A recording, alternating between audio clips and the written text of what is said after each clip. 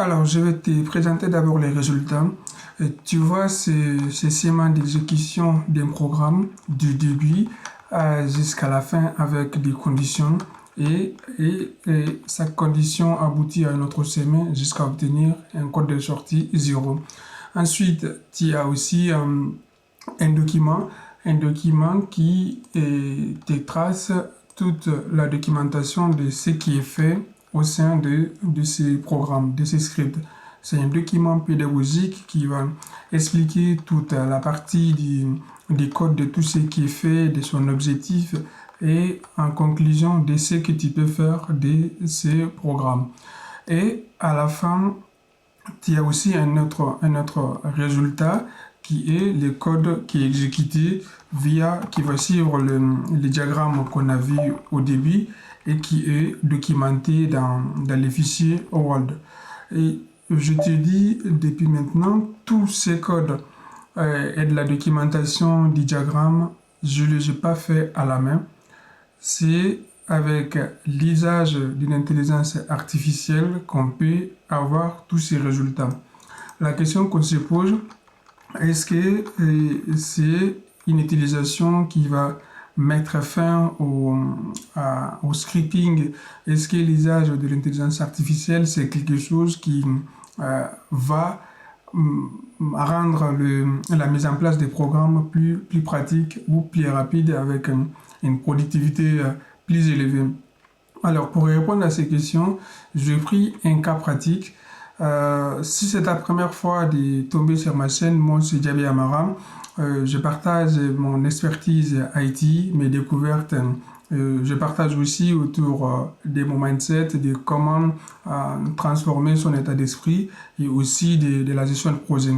Dans cette vidéo, on va utiliser l'intelligence artificielle pour faire des travaux qui, dans temps normal, peuvent prendre énormément de temps. On est parti d'un petit script, d'un petit prompt de base avec des descriptions en fonction de notre objectif.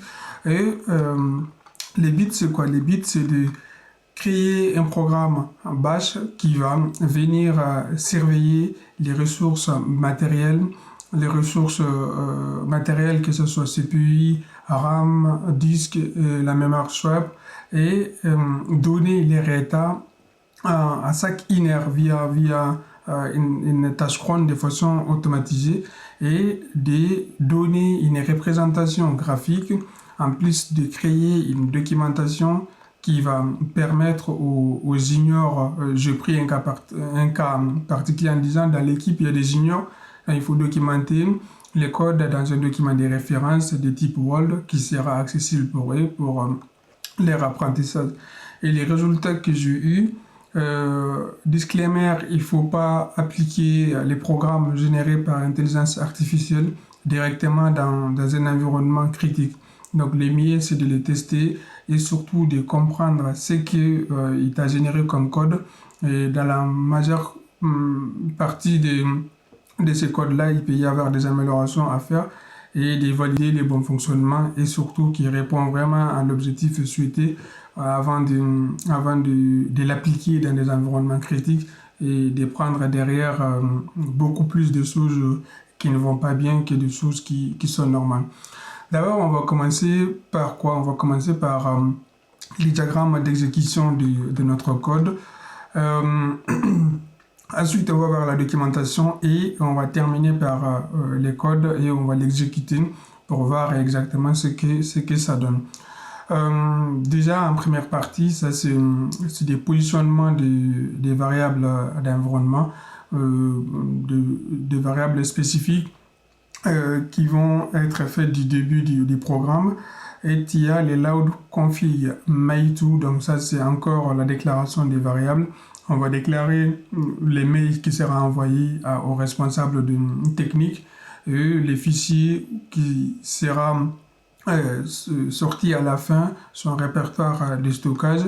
Et ça aussi c'est un positionnement des variables qui vont être utilisées dans les codes, les hostname. Et tous ces variables-là, en fait, c'est les résultats des commandes qui vont être stockés. En plus, on a créé on a créé notre répertoire de logs, des résultats, où est-ce qui sera stocké avec les MKDIR. Ça, c'est les diagrammes d'exécution afin de comprendre qu'est-ce qui s'est passé réellement dans les programmes qu'on va montrer à la fin. Je répète encore, ni les diagrammes, ni la documentation, ni le code n'ont été générés par moi proprement dit. Mais par contre, l'idée qu'on veut implémenter, qu'est-ce que cela traite comme problème, ouais, c'est de mon propre idée. Et tu verras, à la fin, c'est ça qui va compter, c'est ta compréhension logique et ta compréhension des systèmes qui va te permettre de tirer vraiment profit dans l'utilisation des outils actuels qui sont à notre disposition. En plus, on a généré la sortie vers le log file. Donc ça, c'est des étapes qui seront dans les codes. Maintenant, la récupération de ces informations aussi, c'est via des commandes la date avec echo. Ça, c'est plutôt une mise en forme. Maintenant, pour parmi les objectifs que j'ai fixés, c'est de vérifier qu'il y a un RAID derrière le système ou pas. Et s'il y a un RAID, il faut dans ce cas trouver les répertoires et de trouver qu'ils sont vraiment montés, ils sont montés aussi à des répertoires soit au démarrage avec effet stable ou de façon manuelle. Ces tests-là, d'abord, ça sera la disponibilité, c'est de vérifier d'abord que la commande mpstat existe. Non, ça, ce n'est pas au niveau des RAID, ça, c'est plutôt de récupérer les informations, des CPU et des informations qui sont sur les CPU en temps réel et là d'ouvrage et leur pourcentage d'utilisation. Si la commande mpstat existe, donc directement, il va exécuter cette commande-là et de donner les états de la RAM et de CPU. C'est très simple. Si c'est une commande qui n'existe pas, bon, il va se baser sur là où les états statiques de l'overage sont stockés. C'est un répertoire, c'est un fichier qui est sur le système dans le répertoire prog qui stocke énormément d'infos sur les états du noyau, sur d'autres choses. Tu peux aller dans CD prog et tu fais ls, tu verras énormément d'informations. Donc, dans les cas où la commande mpstat n'existe pas, donc c'est c'est les CMNO qui sera prise, son code, rien qu'à sa lecture, on va avoir des informations sur les éléments qu'on souhaite. Et bon, ça c'est une étape qui peut être ignorée parce que c'est une commande en double, tu vois, donc ça c'est ta compréhension du système te permettra d'optimiser le système parce qu'il va encore refaire cette même information, il va les faire sortir avec cette commande parce que ça il va te donner des informations, même si c'est pas proprement dit, mais il va encore venir prendre des informations sur les caches de la RAM, les swipes et les pourcentages d'utilisation, l'espace libre, tout ça. En plus, il va malheureusement revenir à me faire la même chose, voilà, parce que il va tester, il va récupérer d'autres informations statiques sur ces éléments-là et sur les éléments des états de la mémoire. Mais par contre, cette partie-là, on pouvait l'enlever par exemple, parce qu'il va me remonter les mêmes informations statiques que je demandais ici, qui sera retourné dans mon code. Si c'est un test de commande qui verra si la commande existe, je l'exécute. Si elle n'existe pas, je dis qu'elle n'existe pas. Bon, moi j'avais la commande, donc effectivement, il m'a donné le double d'informations que je cherchais. En plus, pour la détection des disques sur mon système, c'est l'exécution de la commande df-access. Moi, je l'utilise df-h tout court. Ouais, je l'utilise fréquemment. C'est de voir les disques, les partitions et les répertoires et les types de systèmes des fichiers, je pense. C'est comme ça que cela est représenté. Je ne me rappelle plus de sa sortie exacte, mais ça va te donner les informations sur les disques et leur état d'usage. le LSBLK aussi, ça revient à la même chose, mais cette fois-ci en ajoutant leur point de montage de disque.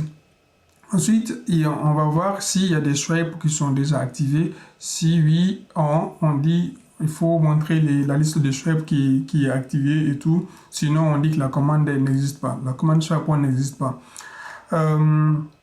Pour la partie RAID, il va d'abord vérifier ces fichiers qui va stocker les statistiques des RAID. Si c'est un fichier qui existe, donc il va l'afficher et ensuite il va faire des traitements. Il va récupérer les noms des RAID qui sont dans prog MDStat et chaque nom des RAID, il va le stocker dans un petit tableau. Cette action est faite avec Awake qu'on avait vu dans une vidéo avec l'autre manière de passer les commandes petit à petit.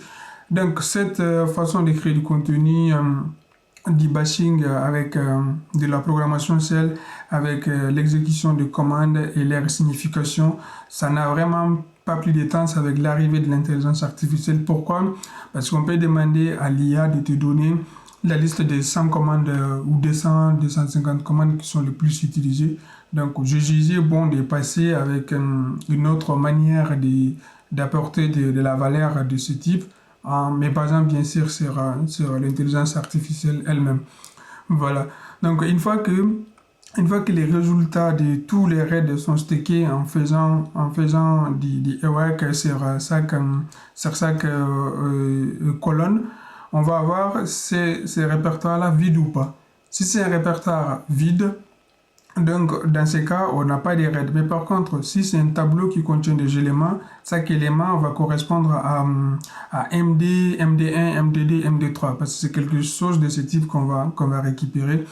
Ensuite, on continue. Si les RAID existent, effectivement, ils jouent un répertoire qui est directement lié au répertoire mère /dev.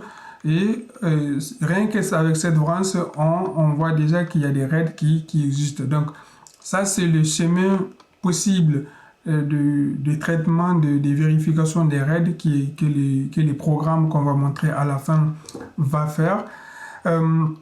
Mais là, s'il n'y a pas de RAID directement, on a dit d'écrire les rapports dans un fichier et de les mettre dans notre répertoire logdir qu'on avait défini beaucoup plus en haut. Bon, je ne vais pas aller jusque là-bas pour ne pas te perdre. Donc, ensuite, on a choisi de vérifier que est-ce que on a un serveur mail ou pas qui est installé sur le système. Bon, ça, c'est des manières de commandes. C'est un test à savoir si la commande existe. Donc, j'envoie avec cette commande. Sinon, j'envoie avec ça. Sinon, j'envoie avec un autre. À la fin de toute cette partie-là, ça sera des tentatives de commandes d'envoi. Par exemple, je peux optimiser mon programme en éliminant tout ça et en étant sûr que les mails X existent. Bah, je sais qu'il sera envoyé par mail X. Ou bien on peut optimiser cette partie-là, voilà, en disant ouais, tu as mail X installé, c'est sûr, donc il faut l'envoyer avec ça. Sinon, tu m'envoies une commande d'erreur que ça n'a pas pu être envoyé par mail. Et à la fin de tout ça, on va avoir un code de retire que le programme a bien fonctionné. Donc, ce qu'on attend de ces programmes, c'est de nous donner les états à une date bien précise, comment sont les systèmes, les ressources des systèmes, les ressources spécifiques matérielles. Maintenant, je le dis à la fin, bon, vu que tu m'as fait les programmes, il faut en profiter pour faire une documentation pour les juniors qui sont dans l'équipe. Bon, c'est une documentation sinistre quand même, mais il dit ce qu'il va faire. Il va surveiller les problèmes de saturation, s'il y a des raids qui sont montés ou pas. Et en plus, il m'a dit les ressources qu'il va surveiller, les choix par RAM. Tout ça, c'est généré via l'intelligence artificielle. Et ça peut te permettre de gagner un temps fou sur la mise en place de tes programmes de surveillance, si tu veux le faire de façon avec l'IBash. Il y a d'autres solutions qui peuvent surveiller tout ça, comme des outils de monitoring système comme Zabbix. En plus aussi, tu as LMS, tu as Centreon, tu as pas mal de solutions qui peuvent faire pareil. Il te dit l'explication du code pas à pas, positionnement des variables et la création de log file. Mais ici, il faut faire attention, il faut préciser une adresse mail valide. Voilà, sinon, il va envoyer à n'importe quoi et tu ne l'auras pas à la fin. En plus, il te dit qu'est-ce que ces programmes peuvent faire. Maintenant, pour avoir tout ça, on a vu les codes, on a vu sa documentation. Bon, moi, je pris une façon de les créer en donnant un rôle à l'intelligence artificielle en disant, bon, tu es responsable technique de gestion de système IT, ici, système d'information. Ton objectif, c'est de créer un programme exécutable à tout moment, donc avec la liste des ressources à surveiller. Et pour les raids, il faut être capable d'analyser s'ils sont créés ou pas. C'est pour cela qu'il fait des tests que je les raid ou pas. En plus, en objectif numéro 2, je lui dis les résultats doivent être fixés doivent être stockés dans un fichier sur un contenu envoyé par mail au responsable. Donc, c'est envoyé par mail et ensuite c'est stocké sur le système en local. L'objectif 3, générer un code MederMail pour visualiser les codes sous la forme de diagrammes algo d'exécution. C'est ce qu'on a vu. Donc, rien qu'avec ces documents-là, et aussi plus les diagrammes MederMail qu'on a vu, et ensuite de venir dans les codes et d'essayer de comprendre à peu près qu'est-ce qu'il fait. Par exemple, là, on voit que c'est la création des répertoires qu'on a définis, la récupération des résultats de la commande date, et tout ça, rien qu'avec ces 3 éléments-là, tu peux déjà apprendre beaucoup de choses avec les batching. Bon, ça, c'est les tests de voir que la commande mpstat existe ou pas. À la description de cette vidéo, je vais te donner les prompts en question qui peut te permettre d'exécuter et surtout d'apprendre avec l'intelligence artificielle qui va pas forcément venir te remplacer, mais te rendre beaucoup plus productif. Voilà, ça c'est de la récupération des données statiques dans les cas où la commande mpstat n'existe pas, donc il faut passer par la commande top si c'est une commande qui existe. Donc c'est un programme très vervé parce qu'il fait beaucoup de tests de l'existence des commandes. Il y a pas mal de points d'optimisation, donc ta puissance avec l'intelligence artificielle dans ce domaine de gestion des systèmes IT, c'est vraiment de comprendre où optimiser et de comprendre réellement ce que je cherche avec mon programme et à la fin de savoir où l'exécuter et voilà quoi. Mais à partir de ces moments-là, les tests des commandes, d'exécution de commandes dans les vidéos et de leur apprentissage de comment il fait, je ne le ferai plus parce que c'est quelque chose avec l'IA, on peut pratiquement reproduire en 10 minutes tout ce que moi je fais en 20 vidéos d'apprentissage des badges. Donc c'est quelque chose qui n'a vraiment pas plus de sens. Dans la prochaine vidéo, on va voir la surveillance de la partie réseau avec un programme bien spécifique qui va fixer des limitations pour chaque interface et de venir récupérer les utilisateurs qui sont en souci. Le programme est exécutable et je vais te montrer un résultat que je n'ai pas pu envoyer par mail parce que j'ai un serveur mail qui est stocké ici, qui est installé, pardon. Pour l'envoyer, il y aura pas forcément de soucis là-dessus, mais j'ai préféré les garder ici parce que même s'il partait, il y avait d'autres choses à régler pour que les mails partent vers moi. Voilà, donc ça c'est la date d'exécution qui est à la fin. Au niveau de la date dans le fichier, je peux changer ça par exemple en mettant des tirets entre eux, mais ça il faut les modifier dans name file log qui est dans le code. Voilà une petite exécution qui est mangée ici parce que voilà, le double que je te disais c'était ici. Donc tu peux avoir beaucoup d'informations qui peuvent ne pas être très exploitables avec les programmes qu'il m'a donné. Voilà, je veux pas des raids derrière, donc effectivement, il me dit qu'il n'y a pas de raids. Voilà, aucun client mail effectivement n'est disponible. C'est ça, parce que j'avais pas tous les commandes que je précisais, je les avais pas vraiment installées quoi.